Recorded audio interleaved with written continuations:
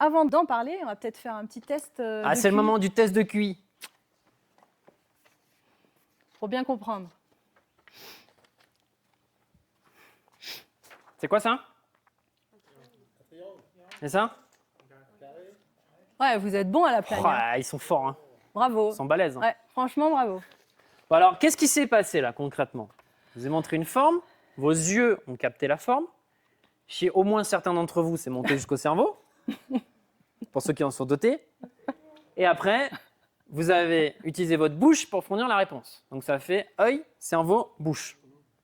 Mais on est bien d'accord que vous n'avez pas mémorisé dans votre cerveau tous les triangles et tous les carrés que vous avez vus dans votre vie. Vous avez appris à discerner ces deux formes.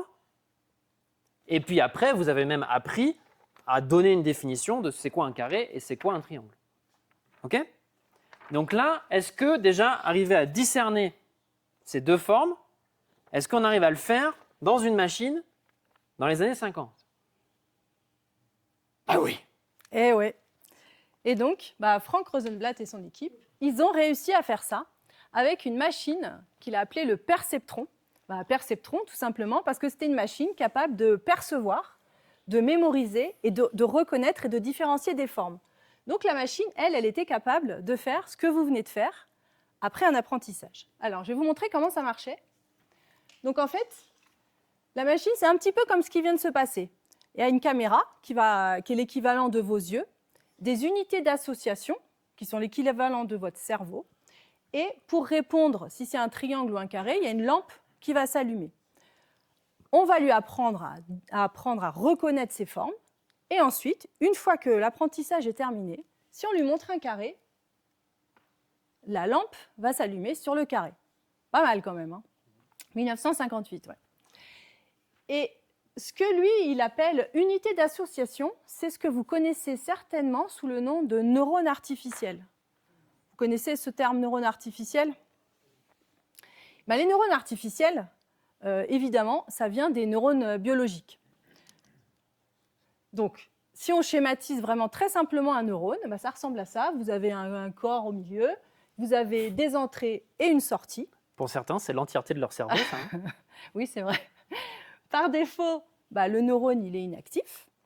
Et s'il reçoit des informations d'autres neurones et qu'il y a suffisamment d'informations pour dépasser un certain seuil, le neurone va s'activer et va ensuite transmettre des informations à d'autres neurones.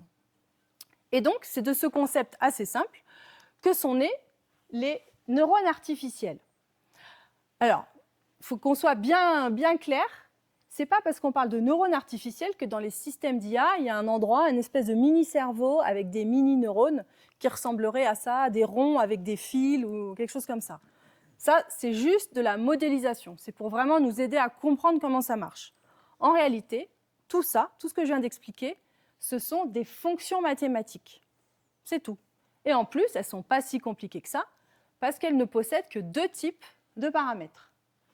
Des paramètres de poids et de biais. Donc le poids, c'est ce qui va caractériser l'influence des neurones précédents.